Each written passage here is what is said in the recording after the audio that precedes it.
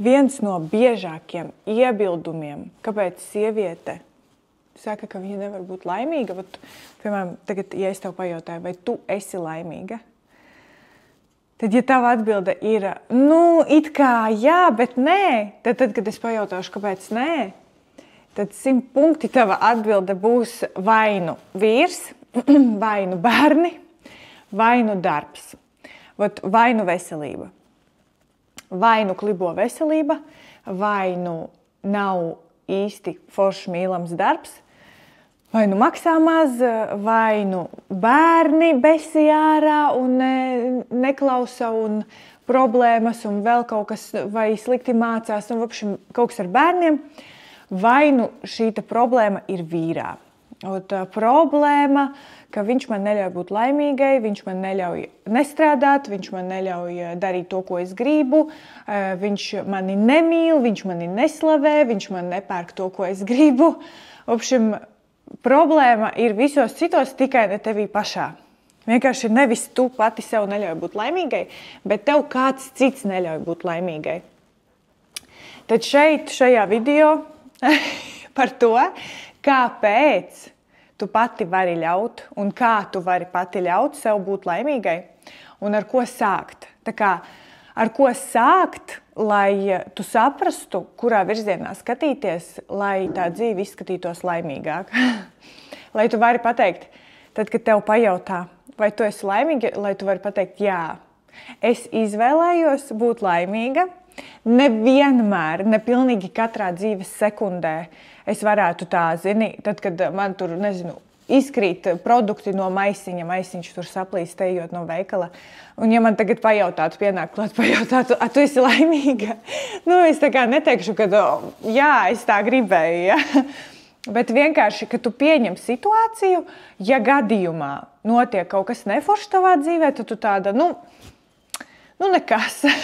Gadās arī tā vienkārši, ka tu mīli savu dzīvi, neskatoties uz tām nelaimīgajām dzīves minūtēm vai sekundēm, kuras tev ir, kamēr tu kašķējies ar vīru, vai kamēr tur bērni uz tevīm uzbļauj, vai kaut ko neizdara, kā tu teici, vai tur galva iesāpās, ja, kaut kādā dienā, vai, kaut kas nopietnāks, ja, bet tu ej un risini šo situāciju.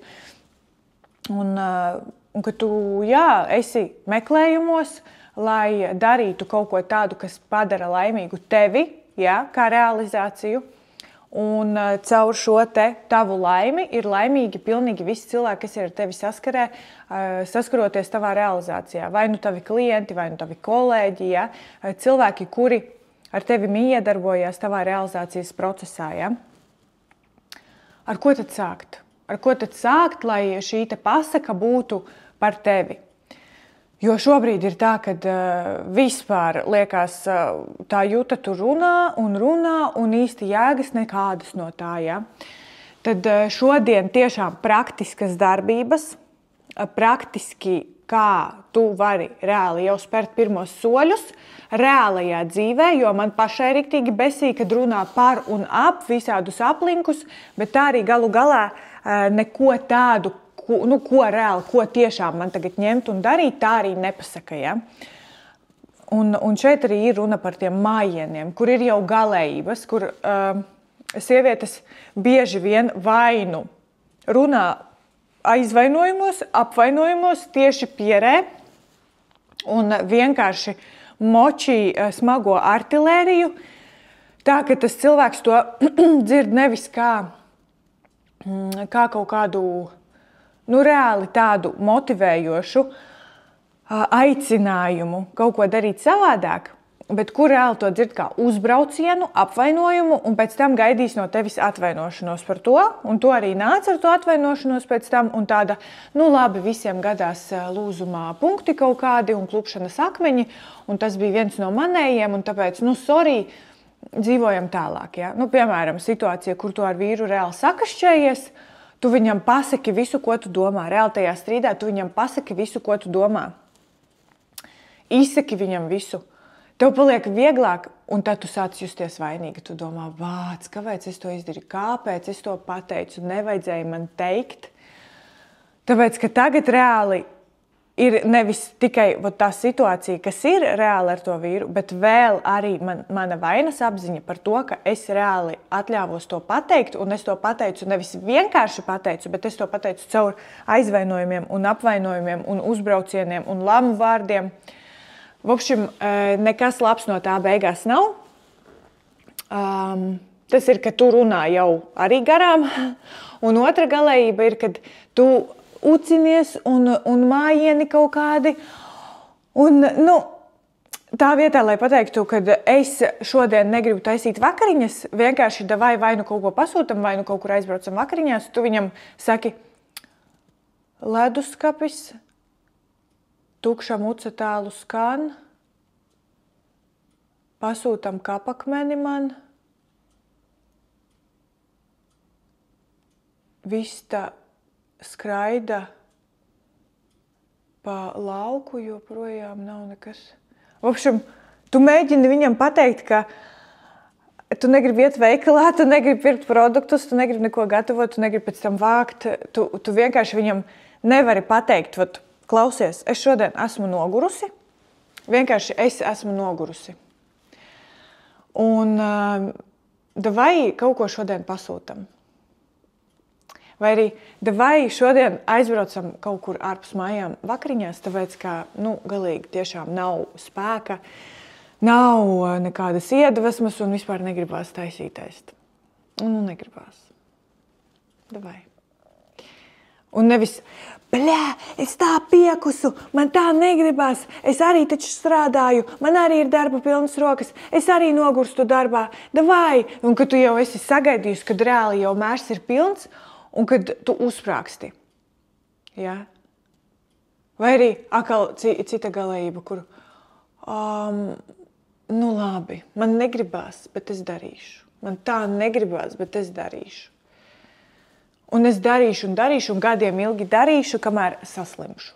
Reāli, kamēr saslimšu, vai vēl cita stadija ir, ka tu reāli dari tik ļoti pret savu gribu, tik ilgi pret savu gribu un tik ļoti dari sev pāri, kad galu beigās sanāk tā, ka tu jau viņu pārstāji mīlēt tikai tāpēc, ka tu esi tik daudz darījusi to, ko tu negribēji, un tev jau tagad ir vienalga. Tev reāli ir tik ļoti vienalga, tu jau tik ļoti jau ir piegriezies to visu darīt, ka tu tāda, tad vienkārši labāk, vieglāk ir izšķirties. Vienkārši tagad tiešām es jūtos, ka es esmu sevi izsmēlusi, un man ir tiesības pateikt, ka es gribu šķirties, tāpēc, ka jau viss tiešām ir šeit.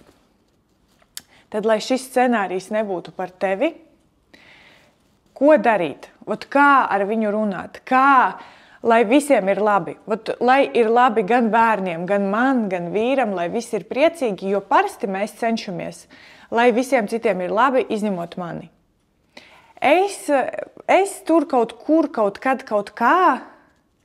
Galvenais, lai vīram ir labi, lai bērniem ir labi, un es pati, pēc tam kaut kad. Pirmajā vietā, protams, vienmēr ir jābūt sev pašai. Banālā frāze, bet es pastāstīšu, kāpēc. Tāpēc, lai nebūtu šī situācija, kad tu visu laiku esi sevi likusi kaut kur, kaut kad, un bērni izaug. Neaizmirstam, ka bērni nebūs vienmēr mājās, nebūs vienmēr maziņi, nevarīgi, un tam ir jābūt tavās interesēs, lai tavi bērni, tad, kad izaugs, viņi būtu spējīgi dzīvot patstāvīgi, lai viņi gribētu, lai viņi ietu tai dzīvē ar interesi, ja? Un lai viņi ietu tai dzīvē ar interesi, viņiem ir jāredz, kā viņu vecāki visu dzīvi dzīvoja tā, lai viņi pēc tam ietu dzīvē ar interesi, ja? Kā tas ir dzīvot ar interesi? Parādi. Gan tev, gan tavam vīram ir jāparāda, kā tas ir dzīvot ar interesi. Nevis gaidot kādu, nevis kalpojot kādam, nevis izdabājot kādam, bet dzīvojot, baudot dzīvi ar interesi.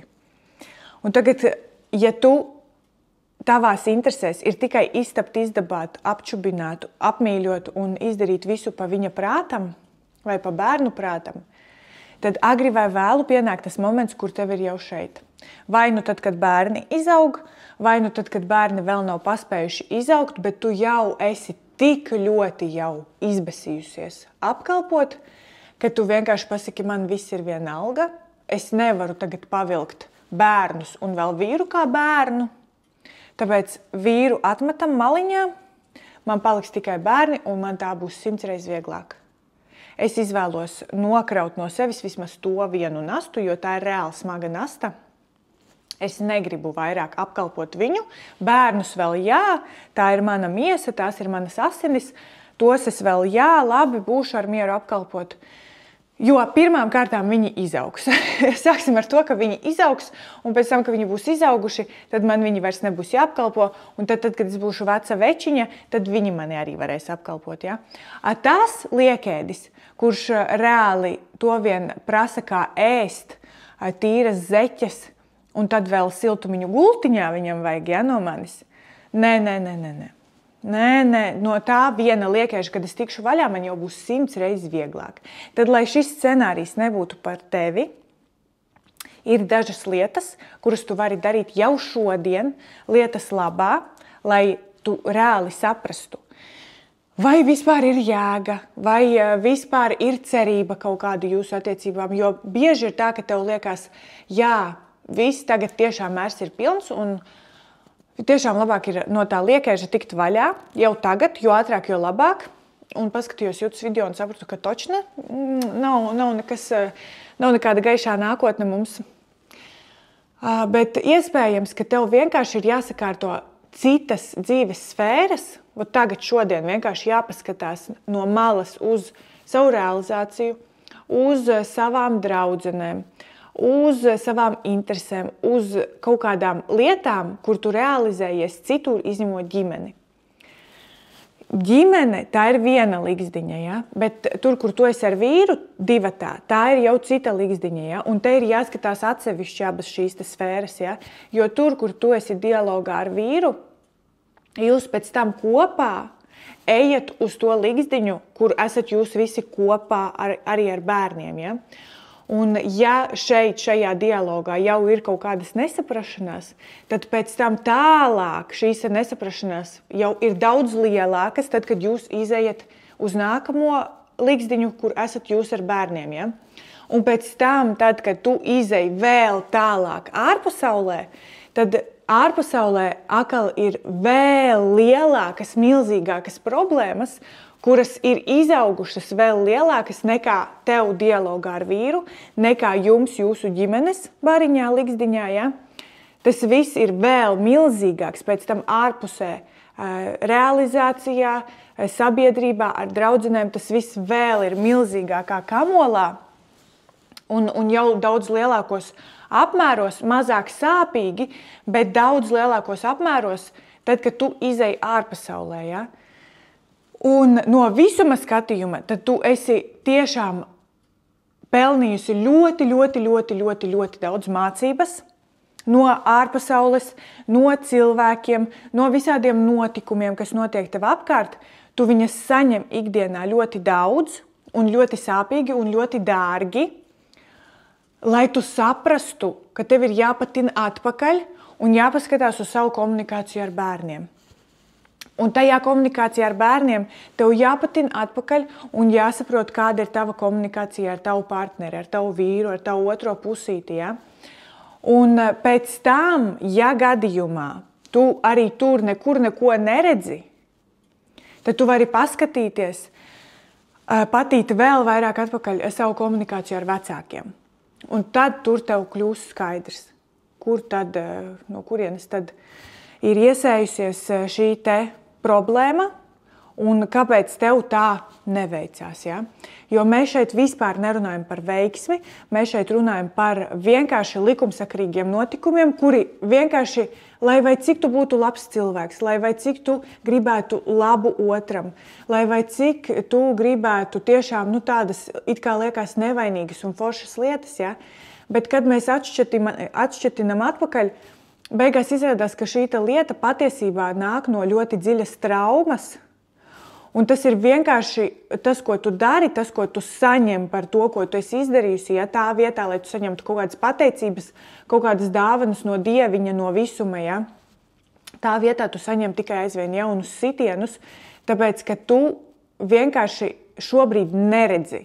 Tu neredzi to patiesību, kāda viņa ir, kāpēc tev ir vienkārši jāiemācās dažas lietas dzīvē. Jāsāk uz dzīvi skatīties savādāk, lai tu beidzot ieraudzītu dzīvi pavisam citā rakursā. Nevis, ka tev ir jāsaņem visu laiku apliecinājumu, ka tu esi pietiekama.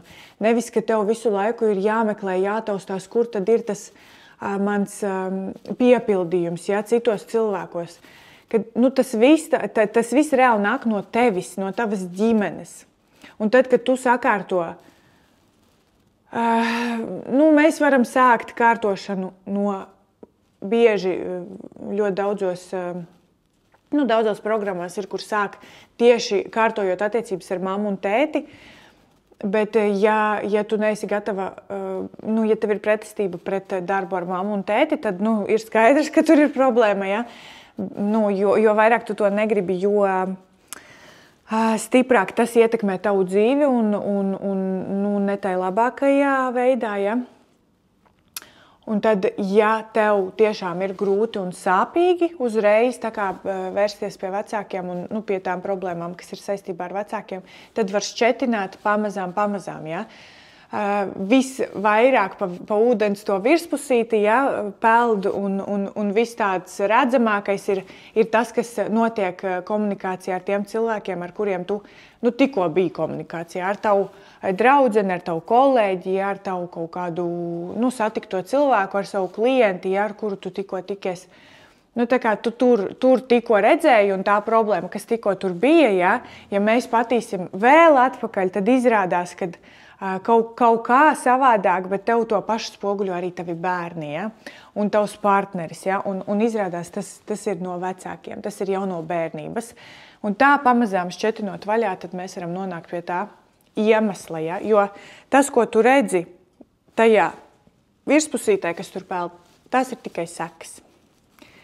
Cēlonis ir dziļāks, un tas ir tavā zemapziņā, un tas tavā zemapziņā dzīvo jau no bērnības gadiem, tad, kad tu komunikācijā vēl mācījies visu no saviem vecākiem, tad, kad tu pārņēmi no saviem vecākiem šo dzīvošanas modeli.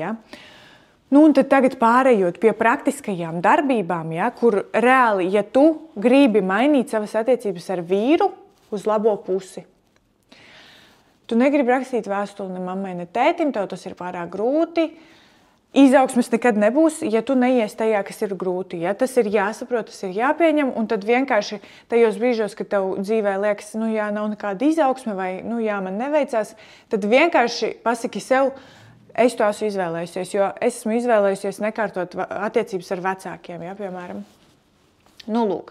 Un tad, ja tu esi izvēlējusies, ka tu tomēr gribi visu to sakārtot, tad kā tu varētu mainīt savu komunikāciju ar vīru tā, lai jūsu attiecības uzlabojās un tā, lai tu tiešām nejustos vairāk izmantota, lai tu nejustos, ka tu nevari pateikt, ka tu esi laimīga, tad, ja tev pajautā, tāpēc, ka vīrs.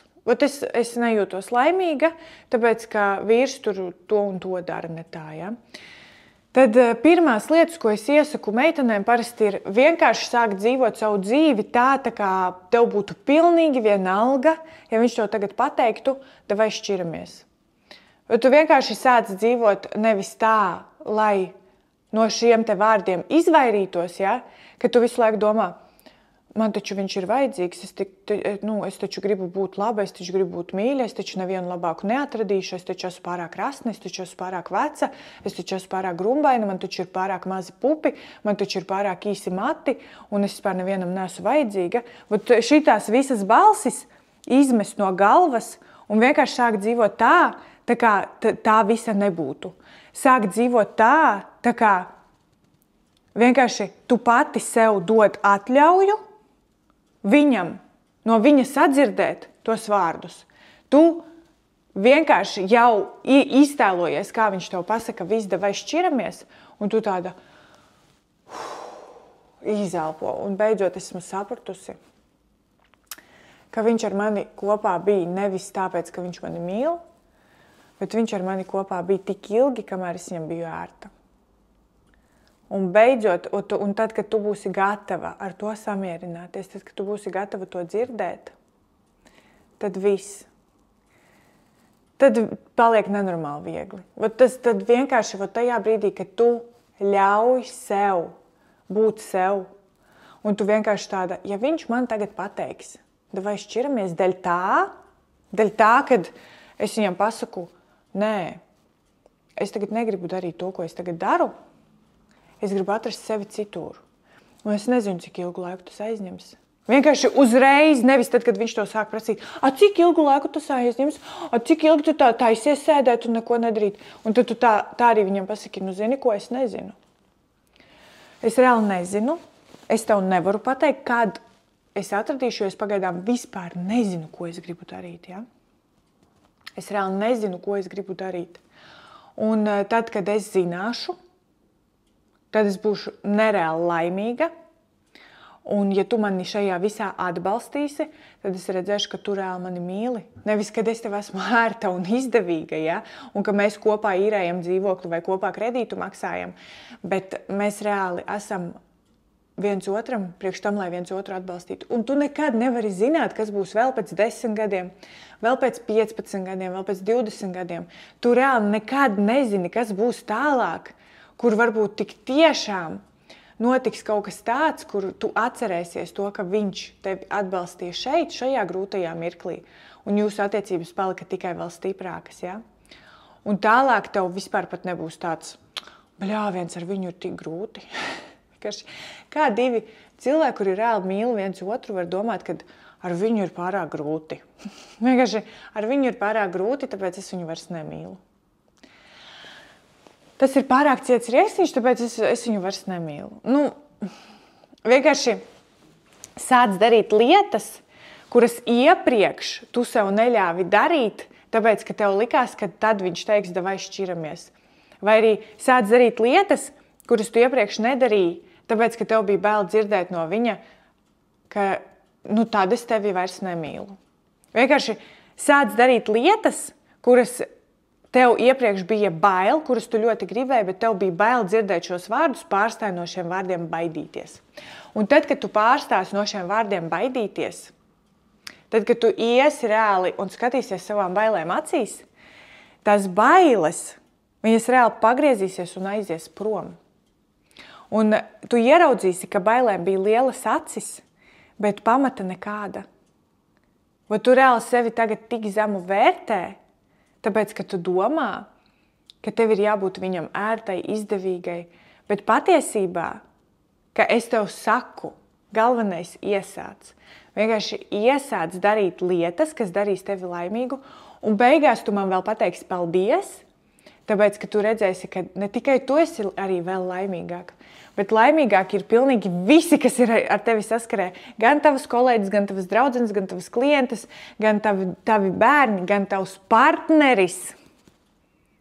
Ja? Tāpēc, kad šis te kamolīts ir sācis stīties pareizi un caur tavu laimi, tevi laimīgu redzot, visi tie cilvēki, kas ir laimīgi ar tevi, par tevi, kopā ar tevi, jūs dalat šo te laimi kopā.